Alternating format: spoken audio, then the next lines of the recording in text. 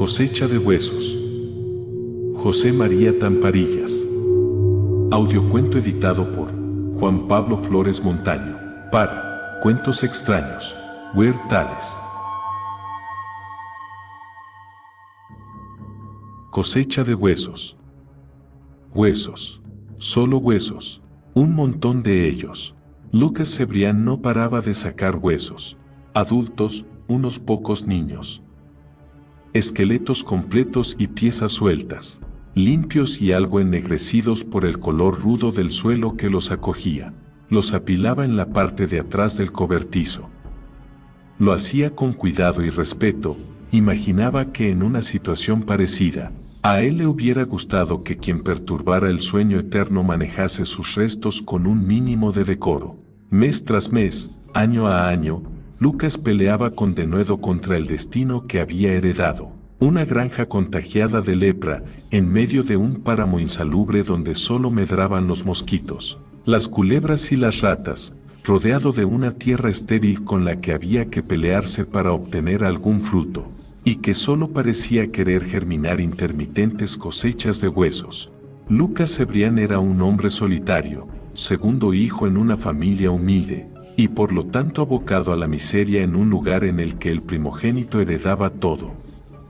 La granja, las tierras, los cerdos y hasta aquel saco de pulgas, parecido a un mulo, provenían de un tío materno suyo, padrino de bautizo, que había muerto poco tiempo atrás sin más descendencia que aquel muchacho retraído y hosco, aunque trabajador. Era una nueva vida, lejos de su lugar de nacimiento. Cualquier otro hubiera cejado en el empeño al poco tiempo, pero Lucas era un hombre adusto y obstinado, temeroso de Dios a la manera de quien lo ve como un padre exigente, brutal y algo distante. Aquella herencia había sido un regalo, la puerta que se le había proporcionado para salir de una existencia abocada al infortunio, puerta y prueba. Asumía su actual pobreza con pragmatismo. Nadie es pobre. Un pobre de verdad si tiene un lugar y los medios para subsistir por sí mismo. Solo se es pobre de verdad si se depende de la caridad ajena. Consideraba que el trabajo era una obligación moral y que la riqueza, la auténtica riqueza, estaba en relación inversa a las necesidades que uno mismo se exigía. Lucas pedía poco: comer, beber, dormir y tener la salud suficiente para ir amanecer tras amanecer a pelearse con aquella tierra preñada de huesos y penuria. Sin embargo, había días en los que percibía un ligero prurito de duda. Miraba el montón de tibias, costillas y cráneos y se preguntaba en voz baja si él no iba a ser el siguiente en pudrirse bajo la maloliente capa que lo cubría todo. Dudaba si alguien iba a recoger sus huesos mondos, roídos por las ratas. Pero, para los hombres y mujeres como Lucas, el cansancio y el hambre eran los mejores revulsivos contra la inquietud, compañeros que empujaban hasta devolver al individuo al vulgar camino de la rutina y a la certidumbre del trabajo duro. Lucas seguía sacando huesos de vez en cuando. No se hacía preguntas. No había miedo. Lucas no era supersticioso o no tenía tiempo de serlo. ¿Por qué estaban ahí? Alguna razón habría, una vieja batalla olvidada de una guerra más olvidada, una peste. ¿Qué más daba? Los muertos no hacían daño a nadie. Estaban en el cielo o en el infierno, atrapados a buen recaudo, sonrientes y felices en un caso, condenados y arruinados en el otro. Él se limitaba a recogerlos y a apilarlos. Hasta aquella noche. Claro, dormía en su casa, una edificación de un piso y una sola habitación que hacía las veces de cocina, dormitorio, almacén y despensa. Estaba hecha de piedra y madera, de formas toscas y funcionales, sobria hasta el extremo, sin apenas muebles. Era verano. Dormía con la ventana abierta, protegido de las dolorosas picaduras de los mosquitos por una fina malla de metal. No corría aire y el calor se filtraba en los rincones como una manta sofocante. Lucas tenía el sueño ligero, por lo que despertó cuando escuchó un extraño ruido procedente del exterior. Pasos arrastrándose, pasos de varias personas y una sorda letanía, algo parecido a una oración murmurada en voz queda por varias bocas. La granja estaba en medio de ninguna parte, al final de cualquier sendero, los caminos no pasaban de largo, terminaban. Quien llegaba allí lo hacía con premeditación o por desorientación. Por eso nuestro hombre se levantó con cuidado y fue a coger la vieja escopeta que usaba para cazar algunos conejos famélicos. Era un grupo formado por mujeres de negro y niños vestidos de domingo. Todos llevaban velas o toscos hachones confeccionados con brezo y brea. En un carromato arrastraban un ataúd hecho de tablones medio podridos. Lo habían pintado de color oscuro en un vano intento de disimular la cochambre, pero a través de las grietas, apenas iluminado por la luz de las teas, se veía el color macilento de la mortaja. Se habían detenido a pocos pasos de la valla que separaba la casa y el cobertizo de las tierras circundantes. Estaban al lado de un enorme ciprés, de cara a la casa, como esperando algo. No paraban de rezar, un susurro apenas audible, como el agitarse de un panal. ¿Qué quieren?, preguntó Lucas, hosco. Sostenía el arma con descuido, más molesto que enfadado. Los rostros eran del color de la luna que rasgaba la noche. Las miradas estaban cargadas de temor. Rostros calcados unos a otros, cargados de arrugas y cansancio, enmarcados en el velo negro del luto. Nadie dijo nada. Los niños bajaron la cabeza y las mujeres no pararon de escupir Padre Nuestros y Avemarías con mecánica pulsión. Maldita sea. ¿Qué hacen en mis tierras a estas horas y con eso? Venimos a enterrar, respondió una de ellas, indistinguible del resto. ¿Qué coño decís de enterrar a nadie aquí?, dijo asombrado. La salmodia cesó. El silencio de la noche se apoderó de los oídos de Lucas. A lo lejos cantaban las ranas y las cigarras, un soniquete repetitivo e hipnótico. Siempre se ha hecho así, le contestó la misma voz. Lucas dudó. No podía creer lo que escuchaba, pues ya no. Esto no es un cementerio, respondió confuso, sin llegar a creer del todo lo que había oído. Un murmullo distinto, el gorgoteo del agua al fluir por un riachuelo, llegó hasta él. Eran las mujeres, que hablaban entre sí. ¿Qué murmuráis? Una de ellas se adelantó. Sostenía un velón torcido que goteaba cera amarilla sin cesar. Era joven, o al menos sus ojos no se habían contagiado de la vejez prematura que acosaba a todas las mujeres de la zona. Se mostraba desafiante. Esta tierra llama a los muertos. Ha sido así siempre.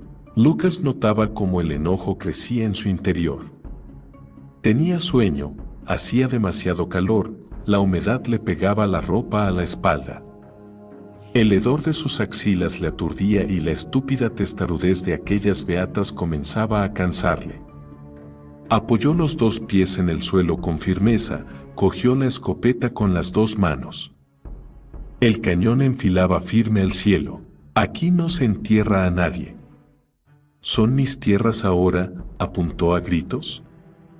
Fuera. Algunas de las mujeres se apiñaron formando un grumo oscuro. Lucas, impaciente, pateó el suelo con el pie y agitó el arma. Notaba el vello de los antebrazos erizado. No le gustaba aquella reunión macabra, no allí. Le gustaba la soledad, la libertad de no depender de nadie y mucho más la tranquilidad de saber que nadie dependía tampoco de él. De alguna forma aquella procesión lúgubre tambaleaba esa seguridad. ¡Hombre! El grito de la misma mujer la sacó de su ensimismamiento. ¿Qué? ¿Dónde empiezan tus tierras? ¿Para qué quieres saberlo? La mujer tragó aire. Sus ojos mantenían una serenidad tensa. Si el cuerpo sale de la casa, hay que enterrarlo. Si no es aquí, donde siempre se ha hecho, será en otra parte, en otro lugar donde tu palabra no valga nada. Y queremos que sea lo más cerca de aquí. Lucas masticó con impaciencia una respuesta grosera. Luego suspiró. Allí atrás, donde termina la línea de sauces. La mujer inclinó la cabeza y se dio la vuelta. Sus compañeras se abrieron como una flor carnívora y la digirieron. Sin previo aviso comenzaron a rezar de nuevo. Se dieron la vuelta al unísono y arrastraron la carreta hacia la zona que Lucas les había señalado. Alguno de los niños se giró y le miró. No había curiosidad, ni miedo, solo un vacío, una falta de emociones que le produjo escalofríos. «Cavad bien profundo», gritó antes de darse la vuelta y volver a dormir. Le recibió el tacto áspero de las sábanas. Cerró los ojos y se dejó llevar por el cansancio. Lucas no creía en supersticiones. Sin embargo, no lograba quitarse de la cabeza una de las frases que había oído. «Esta tierra llama a los muertos». A los pocos días Lucas acudió al pueblo. Tenía que comprar azufre para sulfatar unas vides. Bajaba de ciento a viento.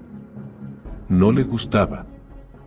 Además de ser un recién llegado, los oriundos le hacían sentirse forastero, extraño, y aquello, aunque no llegaba a suponerle un problema, sí le incomodaba en tanto en cuanto aguijoneaba un poco más su sensación de soledad. Había lugares en que a uno lo recibían con los brazos abiertos o con el respeto callado de la indiferencia. Otros, como el pueblo, en la zona nadie lo llamaba de otra manera. Recibían a los de afuera con desconfianza y miradas de reojo. «¿Cómo va ese huerto? ¿Ya no te molestan los topos?» Pablo, el tendero, quizá debido a su profesión, era menos retraído y más comunicativo que otros. Ayudaba que poseía uno de esos rostros siempre cruzados por una mueca de ironía y tenía la lengua presta al chiste fácil. Era un hombre acostumbrado a que la gente depositara cierta confianza en él. «Solo las plañideras», respondió Lucas algo arisco. Llevaba 2 noches sin apenas dormir. Se pasaba el día de mal humor sin saber bien la razón. «Estás en boca de algunos. No sé si eso es bueno o malo». Lucas descompuso su cara intentando sonreír. «Tu tío les dejaba. No iban a menudo, una vez cada pocos años». «Parece mentira, pero aquí la gente se mata poco». Pablo emitió una carcajada única, un disparo que reverberó en el aire, mostrando sus muelas cariadas. Pero claro, él no vivía allí. ¿Matarse? Lucas no captaba la gracia. «¿No sabes nada?» «No». Pablo le dio una palmada amistosa en el antebrazo. «Que por acá la gente ya se suicida poco». «¿Suicida?» Pablo se dio la vuelta. La tienda estaba sita en la planta baja de una pequeña casa de piedra caliza. Era como una cueva, oscura y estaba llena de moscas. De un manotazo atrapó a una de ellas. «A los que se dan muerte por su propia mano no se les entierra en sagrado», dijo el tendero, serio, observando su puño cerrado. Se escuchaba el zumbido nervioso del animal encerrado, intentando salir. Lucas se pasó la mano por la cara. El tendero, con un movimiento seco, estampó la mosca sobre la superficie del mostrador. El animal rebotó, cayó de nuevo y estuvo un par de segundos agitando de forma frenética las patas hasta morir. Pablo tiró el insecto al suelo de un manotazo y se encaró con Lucas. «A mí me da igual. En otros sitios los entierran tras la tapia del cementerio. Pero aquí siempre los han llevado a las que son ahora tus tierras». «Siempre, no me preguntes la razón, no la sé», atrapó otra mosca al vuelo. «¿Les gusta respetar las costumbres?», recalcó. «Son muy suyos con las costumbres. Ya te irás dando cuenta». Lucas no dijo nada. Cogió el saco de azufre, sacó unas monedas, pagó y se fue sin más. Las calles del pueblo eran empinadas. Las piedras que formaban el adoquinado irregular brillaban a la luz del sol, las calles se retorcían. Apenas se podía encontrar una sombra al caminar. Era como si quien hubiera construido ese maldito pueblo hubiera intentado hacerlo todo lo más incómodo y molesto posible. Unas cuantas mujeres marchaban por la calle principal, llevaban bolsas con el pan o con hortalizas. 2 o 3 hombres fumaban sus cigarros liados a mano, sentados a la puerta del casino con aspecto cansino. Lucas les saludó con una leve inclinación de cabeza. Las mujeres bajaron la mirada y los hombres no hicieron el menor caso. Estaba acostumbrado. Sin embargo, se preguntaba cuánta carga de resquemor acompañaba a aquella indiferencia. Apresuró el paso. Quería salir de allí cuanto antes.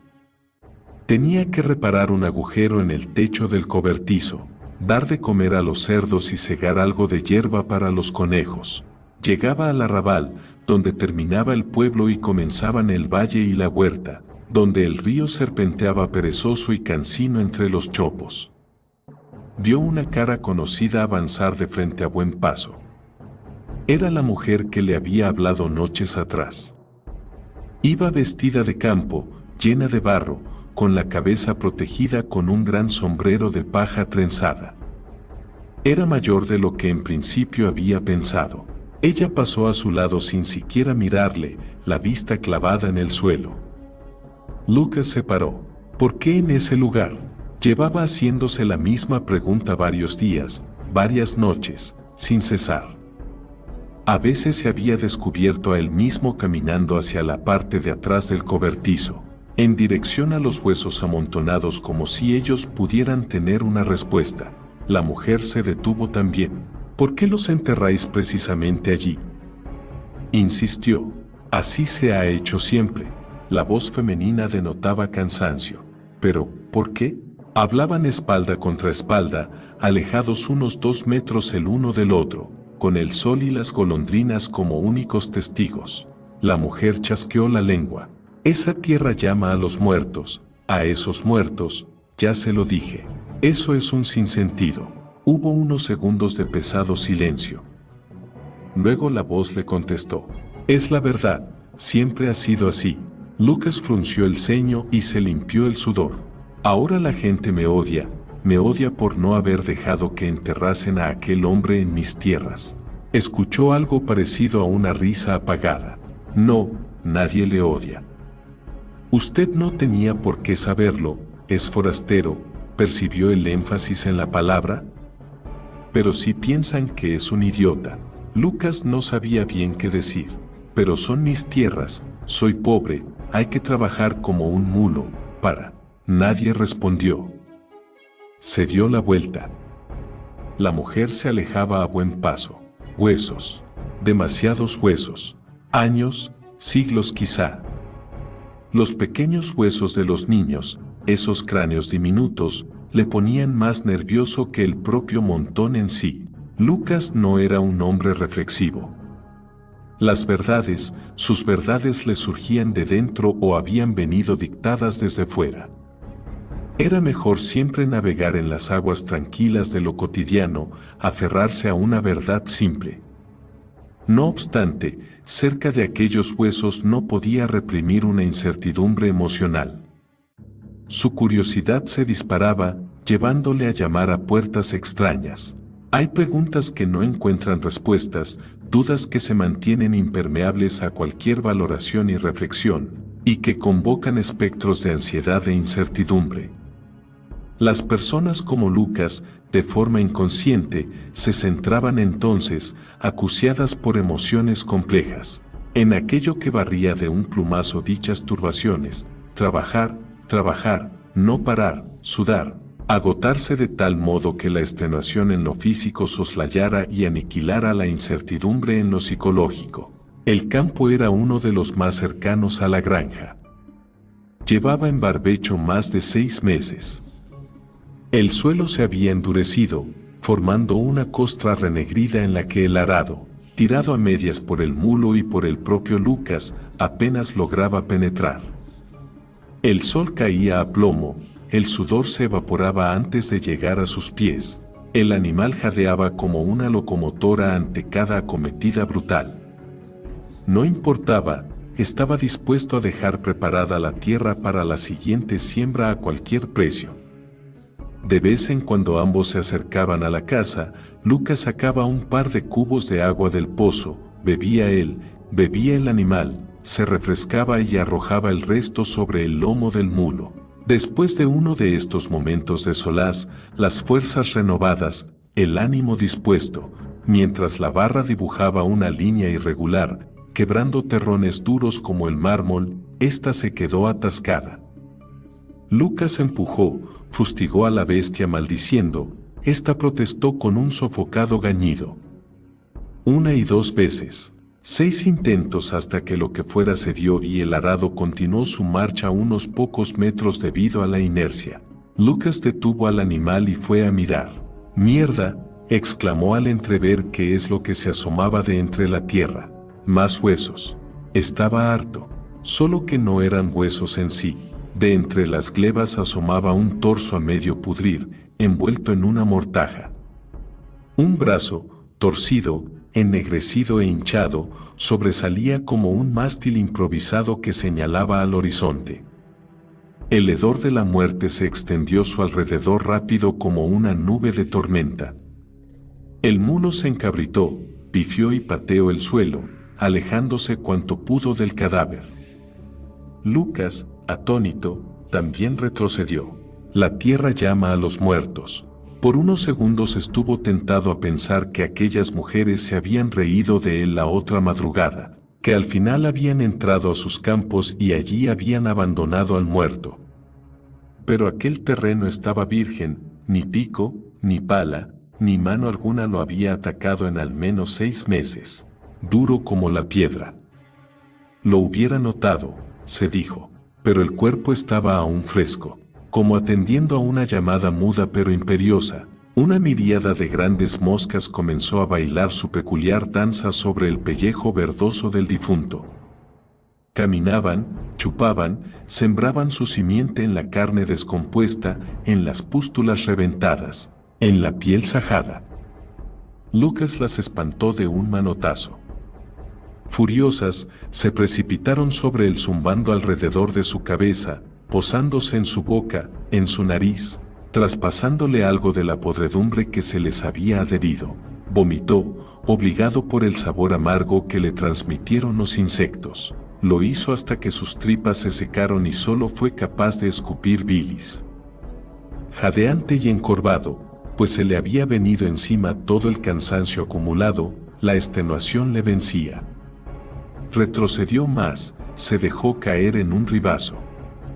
Después de unos segundos de reflexión se levantó decidido, desató al mulo del arado, lo cogió del bocado y arrastrando los pies se acercó a la casa. Dejó al animal a la fresca, con agua y pasto, y tomó con aire resuelto una oxidada pala. No fue difícil encontrar el lugar en el que supuestamente las mujeres habían dejado su macabra carga días atrás. Él les había dicho que sus tierras se acababan al otro lado de los sauces. Allí, a pocos metros del primero de ellos, un gran árbol cuyas ramas colgaban hasta el suelo, acariciándolo con suavidad, vio el montón de tierra. Era más oscura que la de alrededor, no había ni una cruz, ni una madera, nada que señalase que en esa tumba podía estar un hombre en su último descanso. Una sensación de absoluto desamparo le abofeteó. Ni un mísero nombre, nada que humanizara aquel macabro trasunto. No podía dejar de pensar que pocos se iban a acordar de él mismo tras su muerte. A ti también te espera una tumba mísera. Solo espero que alguien ponga un nombre en ella. Tuvo que cavar poco. Mira que les dije que lo enterraran hondo. Cuando el metal de la pala golpeó las tablas que trenzaban el improvisado ataúd, éstas se quebraron como si fueran frágiles palillos. Lucas se secó el sudor antes de limpiar la tierra y dejar al descubierto toda la caja. La energía que le había movido a correr hasta allí, a comprobar si la idea que le corroía el cerebro era real, se había ido dejando tras de sí un vago residuo de temor a enfrentarse a la verdad. Se preguntaba si quería arriesgarse a encontrar aquello que se dibujaba en sus entrañas como un prurito amargo, tragó saliva. Desde allí se veían buena parte de sus tierras. Los campos donde el maíz mal vivía raquítico y enfermo, donde las patatas se pudrían antes de alcanzar el tamaño adecuado, el cobertizo y el establo, la casa, con el aspecto de un leproso dormido. Vida y muerte se confundían. En un repentino golpe de lucidez se vio a sí mismo como un soldado, como un laborioso y trágico personaje esclavizado por un destino trágico, abocado a un fracaso esencial: llevar la vida, el orden, la fertilidad, allí donde la muerte se había establecido omnipresente y poderosa, enraizada en lo profundo, vertiendo su miasma en la tierra, el agua, el propio aire. Los cipreses que silueteaban el camino, los sauces que tenía al lado, la textura del suelo, la consistencia del viento. Todo contaminado, todo malogrado por un sortilegio oscuro. Cerró los ojos, con fuerza. No había lágrimas, pero sí una congoja absoluta. Los cerró hasta que la oscuridad se vio acallada por una miríada de chispas. Aferró con fiereza la pala y descargó un golpe sobre las tablas que improvisaban la tapa del féretro. No había nadie dentro. Solo un vago olor a muerte empapando la madera.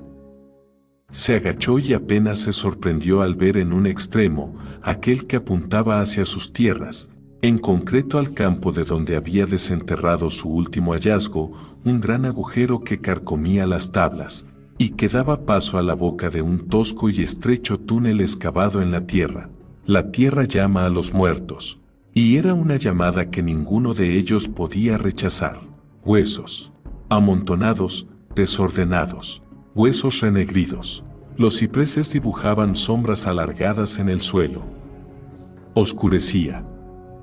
El calor asfixiante del día daba paso al calor sofocante y traicionero de la noche. El suelo despedía la humedad que una tormenta pasajera había descargado unas horas antes, así que el aire se había hecho denso y pegajoso. Poco parecía importarle eso a Lucas. El sudor y la suciedad le cubrían el torso y la cara. Había terminado su trabajo. Con un manotazo cubrió con una manta los huesos desparramados en una estera. Llevaba horas arrojándolos dentro de un carromato. El mulo se mostraba nervioso, como si la macabra carga ejerciera algún tipo de influencia perturbadora sobre él. Una vez la parte de atrás del cobertizo quedó limpia, Lucas se sentó sobre una piedra. Se secó el sudor que goteaba por su frente. Se miró las manos, estaban llenas de tierra, olían a podredumbre. Se las restregó contra la tela del pantalón, pero la suciedad se negaba a desaparecer. Así que se levantó de nuevo y fue a por un balde con agua y algo de jabón de taco para lavarse. Luego volvió a sentarse. De nuevo examinó sus manos. Las vio llenas de callos, de grietas y cicatrices, las uñas renegridas y cuarteadas. Manos de un labriego, de un hombre simple y trabajador, sin más. Cerró los puños y se concentró en lo que debía hacer. Sabía que estaba alargando la espera demasiado. Había tomado una decisión sin meditar, atendiendo a una llamada inconsciente. Aléjalos. Y si sacas más, échalos fuera, sácalos de tus tierras, expulsa a la muerte. Una urraca hizo restallar su graznido en la copa de un chopo muerto. Como si aquello fuera una señal, Lucas se acercó al carro. Tomó las riendas y obligó al mulo a ponerse en movimiento pese a sus quejas. Conforme se alejaba de sus propiedades, el animal parecía tener que esforzarse más y más para arrastrar la carga. Lucas tenía que azuzarle, golpearle con una vara en la grupa, gritarle e insultarle. Las ruedas se hundían en el suelo todavía húmedo, la madera y el metal chirriaban, como si el avance supusiera un esfuerzo terrible. El velo de la oscuridad convocaba al silencio que mediaba entre la sonoridad diurna y los latidos apagados, la respiración secreta de la noche. Lucas sentía la congoja cosquilleando sus intestinos. Sabía que lo que iba a hacer podría traerle problemas. pero estaba dispuesto a asumirlos. Temía menos a sus convecinos que a aquella angustia que le sobrevenía al ver los huesos, al tocar la tierra, su tierra, y sentirla contaminada, sucia y maldita. Apenas recelaba de la reacción de aquellos hombres y mujeres, herméticos y supersticiosos. Apenas en comparación con la comezón que percibía en su organismo, una especie de rara sensación de enfermedad, de melancolía física y mental que le absorbía energía, postrándole a veces en un estado de fatiga inexplicable, apenas en comparación con el miedo al contagio, a que el miasma que se infiltraba a su alrededor se hubiera instalado en él, consumiéndole. Ahora el supersticioso soy yo, se decía. Se reía para sus adentros, con la amargura como compañera silenciosa. Llegó a su destino con la noche ya cuajada, con la luna gibosa iluminando con calidad espectral su sacrilegio. Se apresuró a descargar la cosecha maldita y luego, furtivo, medroso, tomó el mismo camino de vuelta a toda prisa. Todavía quedaba trabajo por hacer, estaba el último cuerpo. Lo había dejado en el campo. No se había sentido capaz de recogerlo con la legión de moscas revoloteando a su alrededor, empapadas de la corrupción, pegajosas, con la obstinación de un diablo en busca de alma. La noche era su aliada en ese macabro cometido. Dejó el carro en casa, cogió un saco de arpillera, una horquilla oxidada, una linterna y corrió en busca del fleco por atar. Los animales se revolvían inquietos. Los cerdos, que normalmente ya solían estar tumbados en un rincón, medio adormilados, no paraban de gruñir, empujándose en repentinas carreras, chillando cuando uno mordía con furia a otro. A veces se lanzaban con violencia contra la puerta que los encerraba, haciéndola tambalear. Las gallinas caminaban en círculo, nerviosas, cloqueando en voz baja, picoteándose unas a otras. Era aquel calor, aquella humedad. La contaminación que estaba estirpando de su hogar, que se resistía a ser expulsada, que, de alguna forma, extendía sus tentáculos por la atmósfera, perturbando y enloqueciendo aquello que tocaba. Pero pronto terminará, pronto. El terreno recién removido dificultaba cada paso. La lluvia se había secado a ras de suelo, pero todavía empapaba la capa más profunda. El barro se le pegaba en las alpargatas, absorbía cada paso como si quisiera hacer más lento su avance, succionarlo, llevarlo a la profundidad donde descansaban aquellos malditos huesos y su corrupción. El cadáver no estaba muy lejos, en cualquier momento podía dar con él, solo que jamás lo encontró. Recorrió el campo varias veces, no dejó rincón sin mirar, ribazo sin explorar, maleza sin levantar.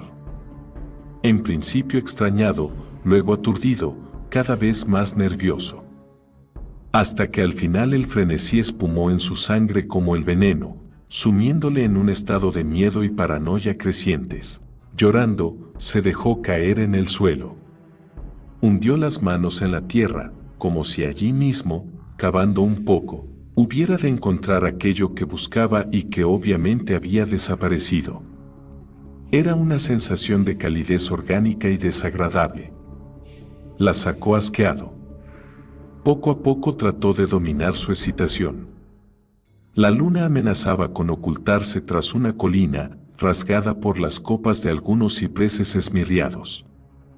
Fijó su atención en ella con el objeto de tranquilizarse, de menguar la intensidad con la que el corazón latía. Un animal se lo ha llevado, se dijo oscilando la cabeza arriba y abajo. Pero sabía bien que no había más huellas que las suyas, cientos, miles, pero solo suyas. Un animal hubiera dejado un rastro, aunque lo hubiera devorado por completo allí mismo, y un hombre, una mujer, un niño, también. Él lo hubiera visto. La tierra llama a los muertos. Corrió. Corrió todo lo rápido que pudo. Los cerdos se habían vuelto locos. Continuaban chillando, profiriendo alaridos agudos y chirriantes capaces de romper el cristal. Corrían de un lado a otro de la pequeña porqueriza, golpeándose el lomo contra las paredes, embistiendo la puerta con furia. A veces, por encima del alboroto, en paralelo a la música y las voces borrosas de la radio, se podían escuchar otros ruidos, susurros.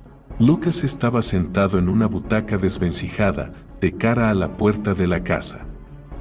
El sudor corría por su rostro formando regueros marrones en los que se reflejaba la luz marchita de la única bombilla. Tenía el pelo enmarañado, lleno de barro.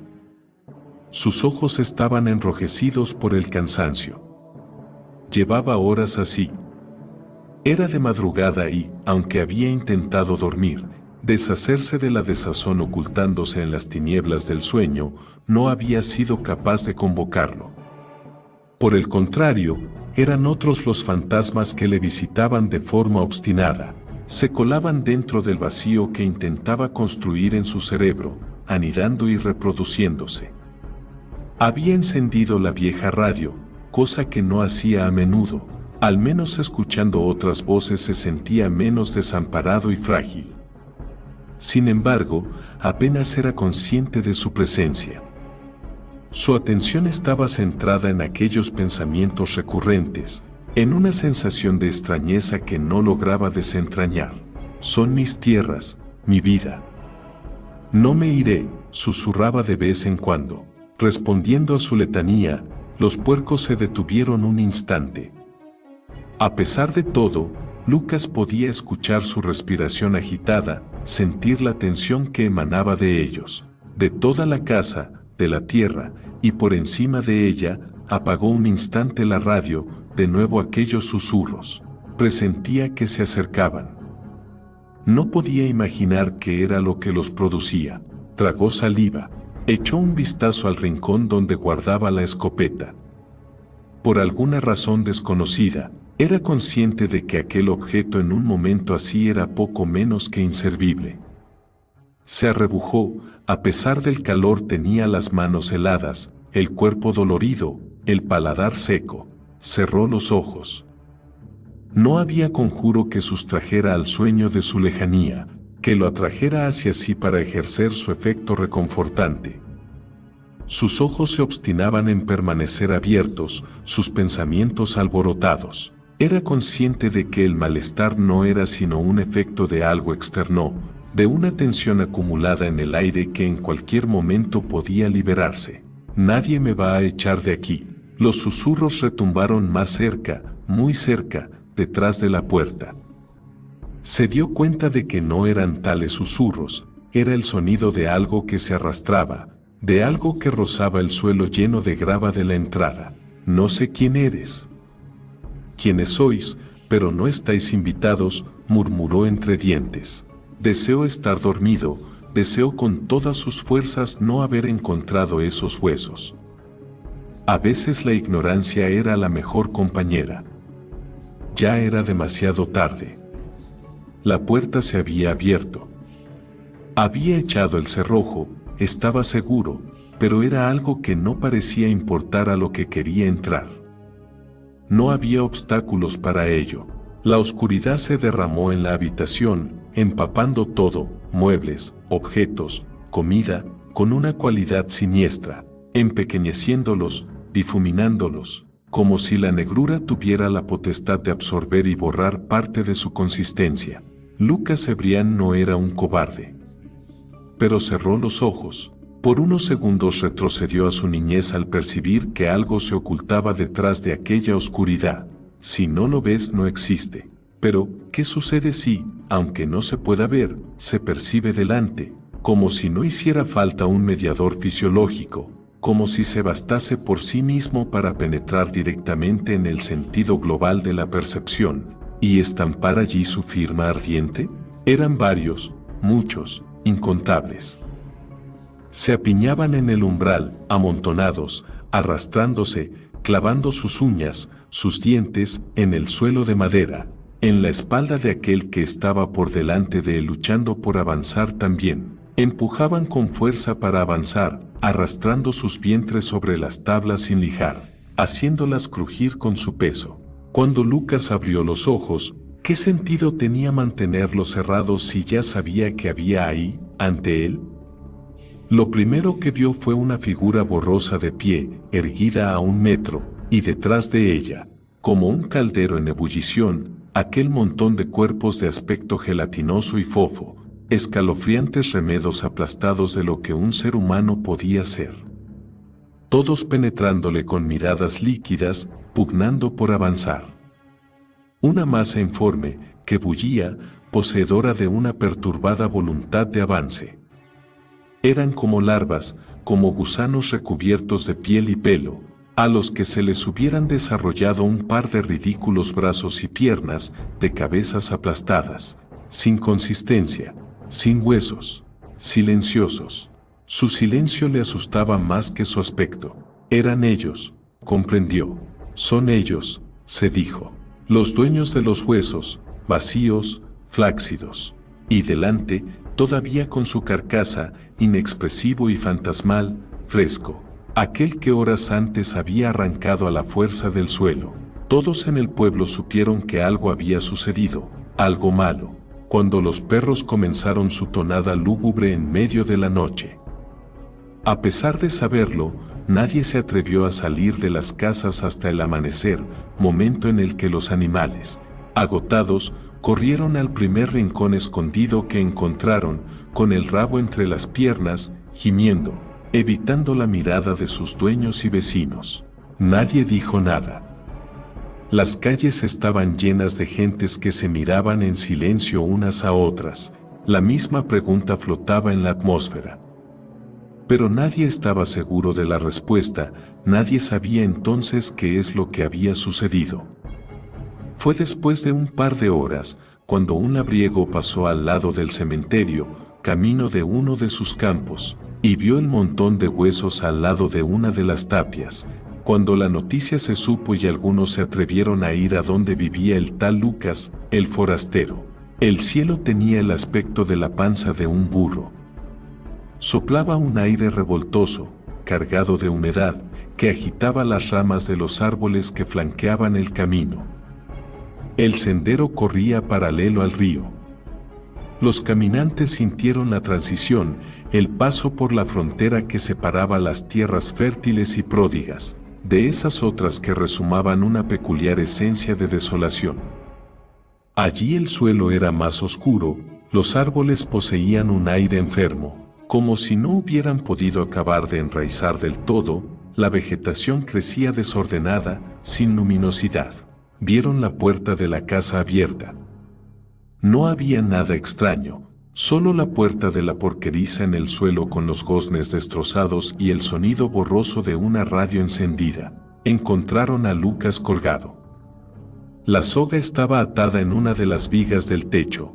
Los 2 cerdos, famélicos, huraños, estaban tumbados en un rincón junto a una estufa de carbón. Tenían los hocicos manchados de sangre.